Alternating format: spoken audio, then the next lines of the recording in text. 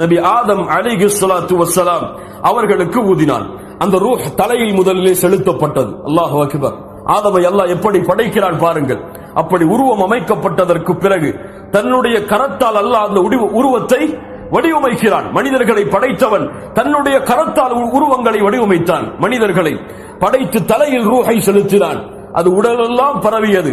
ரூஹ் வந்தவுடன் ஆதம் அலைஹிஸ்ஸலாத்து வஸ்ஸலாம் தும்பினார். தும்பியவுடன் அல்ஹம்துலில்லாஹ் என்று கூறினார். மனிதன் இந்த பூமியில் பிறந்தவுடன் சொன்ன முதல் வார்த்தை என்ன? அல்ஹம்துலில்லாஹ்.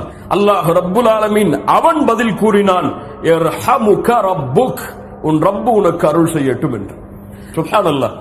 ஆதம் அலைஹிஸ்ஸலாம் உலகத்திலே மனிதர்கள் படைக்கப்பட்ட பொழுது பயன்படுத்திய வார்த்தை என்ன? அல்ஹம்துலில்லாஹ். அல்லாஹ் பயன்படுத்திய வார்த்தை என்ன? அந்த ரப்புடைய ரஹ்மத் உங்களுக்கு கிடைக்கட்டும் என்று. அதனால்தான் மனிதர்கள் அல்லாஹ்வுடைய அருளோடு இந்த உலகம் முடியும் வரை வாழ்வார்.